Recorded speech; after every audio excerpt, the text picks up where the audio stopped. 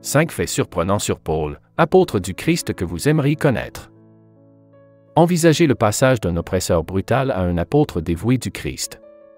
C'est le récit captivant de Paul, une figure dont la trajectoire est tout simplement miraculeuse. Dans cette vidéo, nous parlerons de Paul, l'apôtre du Christ, et explorerons les retournements extraordinaires et souvent inattendus de la vie de Paul. Depuis ses premiers jours en tant que pharisien jusqu'au moment dramatique sur le chemin de Damas et ses voyages inlassables pour propager l'Évangile, cette exploration révèle comment les expériences uniques et la foi profonde de Paul ont façonné l'Église chrétienne naissante. Préparez-vous à être surpris et inspiré par la vie d'un homme qui, à travers la foi, a incarné le pouvoir de la transformation et le dévouement à une cause plus grande que soi-même. Paul en tant que pharisien. Avant de devenir une figure de proue du christianisme naissant, Paul était connu sous le nom de Saul de Tarse et était un pharisien. En termes simples, être pharisien signifiait qu'il faisait partie d'une secte juive connue pour son strict respect de la loi de Moïse et des traditions juives. Les pharisiens étaient réputés pour leur emphase sur la pureté et leur observance de la loi juive. En tant que pharisien, Paul était hautement éduqué dans la loi juive et était très zélé dans ses convictions religieuses. Ce zèle est évident dans sa persécution initiale des chrétiens, qu'il croyait être une défense de la tradition et de la loi juive. Paul lui-même décrit sa vie en tant que pharisien dans plusieurs passages de la Bible. En premier lieu, dans Philippiens 3, versets 5 à 6, Paul expose ses origines en tant que circoncis le 8e jour, issu du peuple d'Israël, de la tribu de Benjamin, hébreu parmi les Hébreux en ce qui concerne la loi, pharisien par zèle, persécuteur de l'Église. Quant à la justice sous la loi, irréprochable. Ici, Paul décrit son origine et ses croyances avant de se convertir au christianisme, ce qui peut être compris plus clairement en analysant plus en détail. Le fait que Paul ait été circoncis le 8e jour indique l'héritage juif de Paul dès sa naissance. Selon la loi juive, les nourrissons de sexe masculin devaient être circoncis le 8e jour après leur naissance, signifiant ainsi leur inclusion dans l'alliance de Dieu avec Israël. La lignée de Paul mettait en avant sa pure ascendance juive. La tribu de Benjamin était l'une des 12 tribus d'Israël, et la mention de celle-ci souligne ses racines profondes dans la tradition juive. Paul était juif de naissance et pratiquait et vivait fervemment selon les coutumes et la langue juive. C'est comme dire qu'il était un juif fidèle et dévoué à tous égards en tant qu'hébreu parmi les Hébreux. En s'identifiant comme pharisien, Paul indiquait qu'il appartenait à un groupe réputé pour son strict respect de la loi juive et des traditions. Les pharisiens étaient respectés pour leur connaissance et leur observance religieuse de la loi. Pour cette raison, l'opposition fervente de Paul à l'Église chrétienne naissante résultait de son zèle pour la loi et la tradition juive, une intensité qui le conduisit à persécuter activement les chrétiens qu'il considérait comme une menace pour le judaïsme. Paul affirmait qu'au terme de la loi juive, il était irréprochable. Cela ne signifie pas qu'il était sans péché, mais plutôt qu'il suivait strictement les lois religieuses et les rituels. Il illustrait ses profondes attaches juives et son fervent attachement à la loi ainsi qu'aux traditions juives avant sa conversion au christianisme afin de mettre en relief son changement radical après sa rencontre avec le Christ. Cela mettait en évidence que sa nouvelle foi en Christ surpassait de loin toutes ses réalisations religieuses antérieures et son statut. Paul a également parlé de son éducation dans Actes 22 verset 3. « Je suis juif, né à Tarse de Cilicie, mais élevé dans la ville, instruit sous Gamaliel, strictement selon la loi de nos pères, étant zélé pour Dieu, tout comme vous l'êtes tous aujourd'hui. » L'arrière-plan éducatif de Paul avant de devenir un disciple du Christ. Tarse, une ville de Cilicie, aujourd'hui en Turquie, était un important centre d'apprentissage dans le monde antique. Naître là-bas suggère que Paul venait d'un lieu reconnu pour son importance intellectuelle et culturelle. Il a été élevé à Jérusalem, indiquant qu'il a été éduqué au cœur de la vie religieuse et culturelle juive. Jérusalem était le centre du culte et de l'érudition juif, abritant le temple et de nombreux leaders religieux. L'éducation sous Gamaliel provenait d'un rabbin très respecté et d'un dirigeant au sein du Sanhédrin, le conseil juif dirigeant. Être éduqué sous Gamaliel signifiait que Paul avait reçu une formation de l'un des enseignants juifs les plus distingués de son époque. Cette éducation aurait été rigoureuse et complète, englobant les écritures juives, la Torah, les traditions et les méthodes interprétatives. La phrase « strictement selon la loi de nos pères » souligne son éducation traditionnelle et sa compréhension approfondie de la loi et de la tradition juive. Le zèle de Paul pour Dieu le mettait en harmonie avec son auditoire, qui était également composé de juifs dévots. Son zèle se manifestait par un strict respect de la loi juive et des traditions. De cette manière, Paul établissait ses références en tant que juif érudit et pieux, ayant reçu une éducation au sein de la vie religieuse juive sous la tutelle d'un des rabbins les plus respectés de son époque. Il utilisait ce bagage pour établir un lien avec son auditoire juif et préparer le terrain pour expliquer sa transformation spectaculaire en apôtre chrétien. Ma manière de vivre depuis ma jeunesse, passée dès le début parmi mon propre peuple et à Jérusalem, est connue de tous les Juifs. Ils le savent depuis longtemps. S'ils sont disposés à témoigner que, selon la faction la plus stricte de notre religion, j'ai vécu en tant que pharisien, Actes 26 versets 4 à 5. C'était la défense de Paul devant le roi Agrippa, où il parlait de sa jeunesse et de son parcours religieux. Comment il a passé sa vie, en particulier ses premières années, n'était pas un mystère pour le peuple juif. Il a passé ses premières années parmi ses compatriotes juifs, notamment à Jérusalem, qui était le centre de la vie religieuse et culturelle juive. En disant cela, Paul mettait en avant le fait que son passé et ses actions étaient bien connus et transparents pour ceux de la communauté juive. En s'identifiant comme pharisien, Paul soulignait son profond engagement envers la foi et la loi juive. Ses références juives et sa dévotion au judaïsme étaient indiscutables. Paul n'était pas un étranger ou un nouvel arrivant dans le judaïsme. Au contraire, il était profondément enraciné et vivait selon ses interprétations les plus strictes. Ce contexte est important pour comprendre la nature radicale de sa conversion au christianisme et sa mission ultérieure. En montrant ses racines profondes dans le judaïsme, Paul soulignait l'importance de sa transformation et la sincérité de sa foi chrétienne. La conversion de Paul. L'histoire de la conversion spectaculaire de Paul sur le chemin de Damas est l'un des événements les plus significatifs du Nouveau Testament. C'est une histoire de transformation profonde, passant d'un persécuteur zélé des chrétiens à un disciple dévoué de Jésus-Christ. Avant sa conversion, la mission de Paul était de tuer ceux qui croyaient en Jésus-Christ. La Bible dit, pendant ce temps, Saul respirait toujours des menaces de meurtre contre les disciples du Seigneur, Acte 9 verset 1. Paul s'opposait vivement au mouvement chrétien et jouait un rôle significatif dans la persécution des chrétiens. Au début d'Acte 9, Saul se rendait à Damas avec des lettres du grand prêtre de Jérusalem. Ces lettres lui donnaient le pouvoir d'arrêter tous les disciples du chemin, un nom précoce pour le christianisme, et de les ramener à Jérusalem. En voyageant, Saul a vécu un événement miraculeux. Une lumière brillante du ciel a soudainement brillé autour de lui et il est tombé à terre. Ensuite, il entendit une voix dire « Saul, Saul, pourquoi me persécutes-tu » Cette voix était celle de Jésus qui lui parlait du ciel. Confus et étonné, Saul demanda « Qui es-tu, Seigneur » La voix répondit « Je suis Jésus, celui que tu persécutes. » Cette révélation a choqué Saul, remettant directement en question ses croyances et ses actions. Jésus instruisit alors Saul d'aller à Damas et d'attendre de plus amples instructions. Après cette rencontre, Saul se retrouva aveugle. Ses compagnons le conduisirent par la main dans la ville, où il resta aveugle pendant 3 jours, sans manger ni boire. À Damas, un disciple nommé Anania reçut une vision de Dieu lui demandant de rendre visite à Saul. Malgré sa peur initiale, connaissant la réputation de Saul, Anania obéit. Il trouva Saul, posa les mains sur lui et dit « Frère Saul, le Seigneur Jésus, qui t'est apparu sur le chemin pendant que tu venais ici, m'a envoyé pour que tu recouvres la vue et que tu sois rempli du Saint-Esprit. » Acte 9 verset 17. Immédiatement, quelque chose comme des écailles tomba des yeux de Saul et il recouvra la vue. Il fut baptisé et commença à manger, reprenant des forces.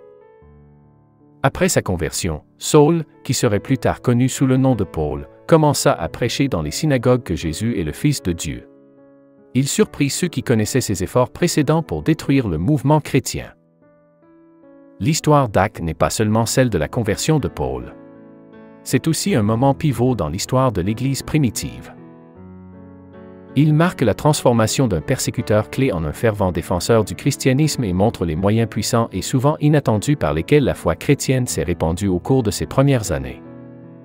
Le pouvoir de la transformation.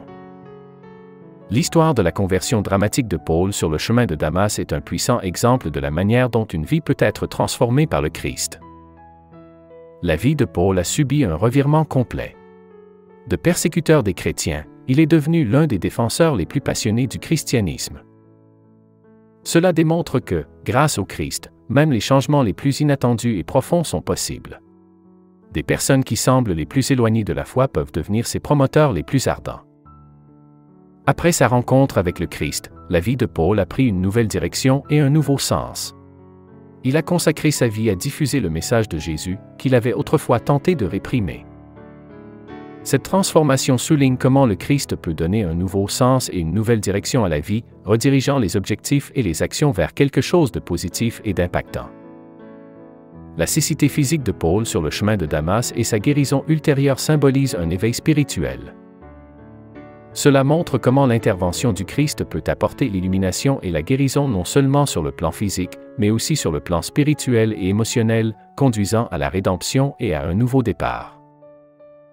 La transformation dans la vie de Paul a eu un effet d'onde, influençant de manière significative la propagation du christianisme dans l'Église primitive et contribuant à façonner la théologie chrétienne.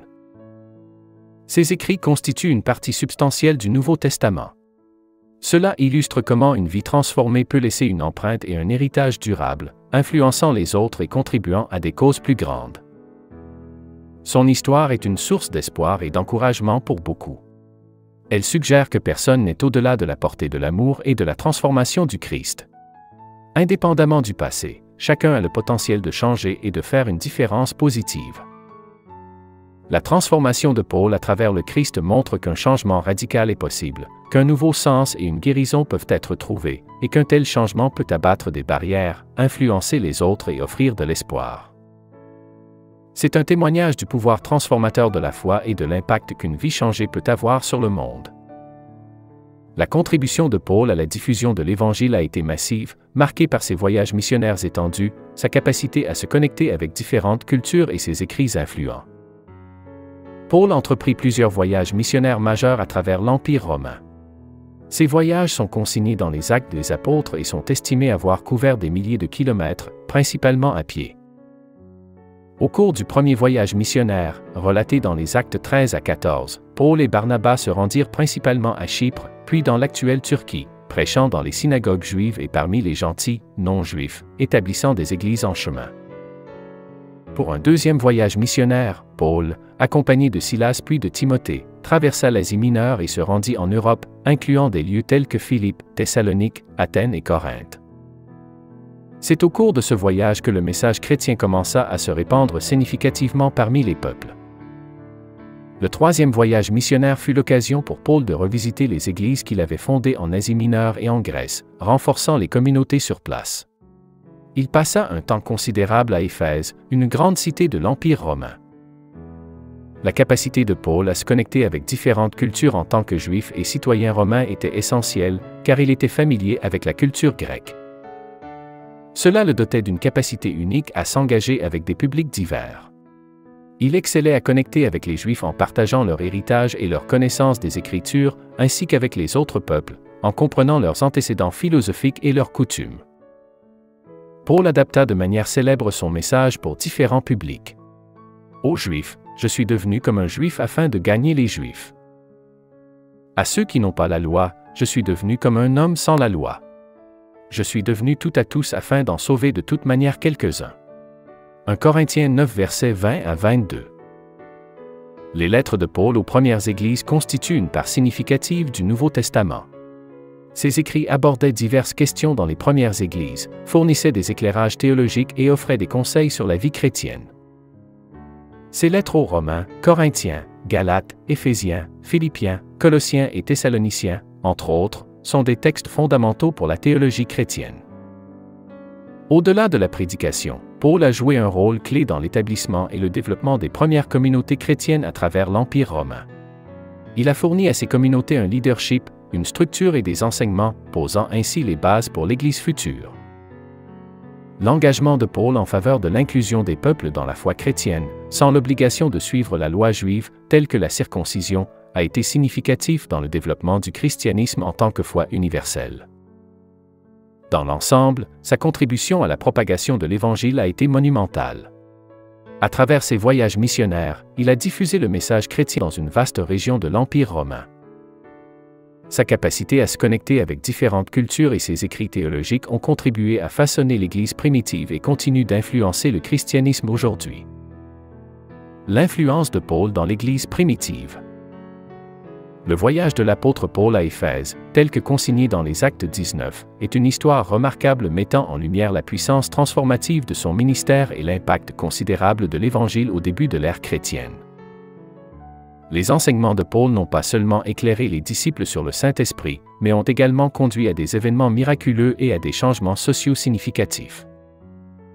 Son séjour à Éphèse a été marqué par une prédication puissante dans la synagogue, des confrontations spirituelles et des miracles extraordinaires soulignant l'influence profonde de sa mission apostolique.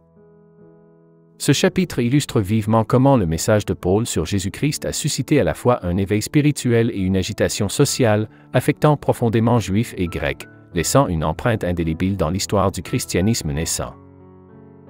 À son arrivée à Éphèse, Paul rencontra des disciples qui avaient reçu le baptême de Jean mais n'avaient pas encore entendu parler du Saint-Esprit. Paul leur expliqua que le baptême de Jean était une préparation à la venue de Jésus. Après avoir entendu cela, ils furent baptisés au nom du Seigneur Jésus, et lorsque Paul leur imposa les mains, le Saint-Esprit descendit sur eux, et ils parlèrent en langue et prophétisèrent. Paul se rendit ensuite à la synagogue et parla avec audace pendant 3 mois, argumentant de manière persuasive sur le royaume de Dieu. Cependant, certains s'endurcirent et ne crurent pas, proférant des paroles malveillantes contre le chemin devant l'assemblée. Paul se retira d'eux, emmenant les disciples avec lui, et poursuivit les discussions quotidiennes dans la salle de Tyrannus. Cela dura 2 ans, permettant à tous les habitants de l'Asie d'entendre la parole du Seigneur, juifs et grecs. Dieu accomplissait des miracles extraordinaires par l'intermédiaire de Paul.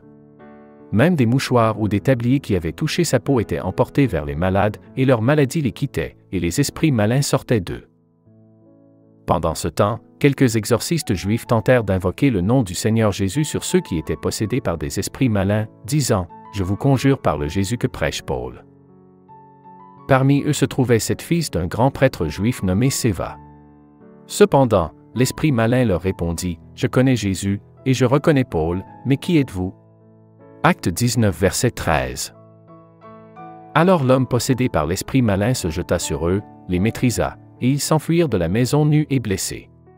Cet incident devint connu de tous les habitants d'Éphèse, juifs et grecs. La crainte s'empara de tous, et le nom du Seigneur Jésus fut loué. Beaucoup de ceux qui étaient maintenant croyants vinrent, confessant et dévoilant leurs pratiques. Un certain nombre de ceux qui avaient exercé des arts magiques rassemblèrent leurs livres et les brûlèrent devant tous. La parole du Seigneur continuait à croître et à prévaloir puissamment. Plus tard, il y eut une perturbation significative concernant la voix. Un orfèvre nommé Démétrius, qui fabriquait des sanctuaires d'argent pour Artémis, apportait un important chiffre d'affaires aux artisans. Il les rassembla, ainsi que les ouvriers de métiers similaires, et dit « Ce Paul a persuadé et détourné un grand nombre de gens, affirmant que les dieux faits de main ne sont pas des dieux. » Acte 19 verset 26. Cela conduisit à un grand rassemblement dans le théâtre. Avec confusion et des gens criant des choses différentes, le greffier de la ville finit par calmer la foule, disant que si Démétrius et les artisans avaient une plainte contre quelqu'un, les tribunaux étaient ouverts. L'assemblée fut alors dispersée. Le ministère impactant de Paul à Éphèse fut l'endroit où il accomplit des miracles, enseigna sur Jésus et affronta à la fois une opposition spirituelle et sociétale. Sa présence et la puissance de son message entraînèrent des événements dramatiques, y compris une émeute suscitée par ceux dont les moyens de subsistance étaient menacés par la propagation du christianisme. Cela met en lumière l'impact transformateur et parfois perturbateur de l'Évangile dans les premiers jours de l'Église chrétienne. Les épreuves et la persévérance de Paul. L'une des épreuves les plus significatives de Paul survint pendant son œuvre missionnaire. Comme décrit dans sa 2e lettre aux Corinthiens, en 2 Corinthiens 11 versets 24 à 28, Paul énumère les nombreuses difficultés auxquelles il a été confronté dans ses efforts pour propager l'Évangile. Paul a enduré une persécution physique sévère pour ses enseignements. Il relate « 5 fois, j'ai reçu des Juifs les 40 coups moins 1. 3 fois, j'ai été fouetté de verges. 1 fois, j'ai été lapidé. 3 fois, j'ai fait naufrage. J'ai passé une nuit et un jour dans l'abîme. Ces expériences mettent en lumière les dangers extrêmes auxquels Paul a été confronté, y compris des expériences proches de la mort et des punitions physiques sévères. Cela met en évidence non seulement les épreuves physiques qu'il a endurées, mais offre également des perspectives approfondies sur les défis d'être un apôtre chrétien des premiers jours. Paul a souffert de douleurs physiques extrêmes et de dangers, car ils avaient l'intention de le ridiculiser et de le discréditer aux yeux de la communauté. Il était vraiment en danger, ce qui reflète les dangers physiques réels et constants des voyages dans l'Antiquité. Les déplacements étaient très difficiles et dangereux à cette époque, sans les dispositifs de sécurité dont nous disposons aujourd'hui. Il a rencontré des oppositions de divers groupes. En danger de la part de mes compatriotes juifs, en danger de la part des non-juifs, en danger dans la ville, en danger dans les champs. 2 Corinthiens 11 verset 26. Cette opposition venait non seulement de ceux qui s'opposaient au message chrétien, mais aussi de l'intérieur des communautés qu'il essayait d'aider. Il a fait face à un état constant de privation, et son engagement envers sa mission le conduisait souvent à négliger ses propres besoins physiques. Peut-être la souffrance la plus révélatrice fut sa préoccupation pour les églises. Outre les choses extérieures, il y a le souci quotidien de toutes les églises. 2 Corinthiens 11 verset 28. Cette déclaration reflète le poids émotionnel et spirituel que Paul portait. Son inquiétude pour le bien-être spirituel des communautés chrétiennes qu'il avait établies était une source constante de stress et d'inquiétude. L'impact collectif de ces épreuves démontre la foi inébranlable et l'engagement de Paul. Malgré les défis sévères, il a poursuivi sa mission pour propager l'Évangile. Ces expériences sont un témoignage de son dévouement à sa foi et à l'Église chrétienne primitive. La description des souffrances de Paul dans 2 Corinthiens 11 versets 24 à 28 offre un aperçu des épreuves auxquelles les premiers missionnaires chrétiens étaient confrontés. Son récit montre non seulement les épreuves physiques et émotionnelles qu'il a endurées, mais aussi son engagement profond et sa foi inébranlable face à l'adversité. Ces expériences sont essentielles pour comprendre les défis de la propagation du christianisme dans ses premières années, ainsi que le dévouement de ses premiers partisans comme Paul. Dans l'ensemble, ces domaines d'intérêt offrent une vue d'ensemble de la vie de Paul, mettant en valeur sa transformation, son dévouement, son adaptabilité culturelle, ses contributions théologiques et sa persévérance, tous ayant un impact profond sur la propagation et le développement du christianisme primitif.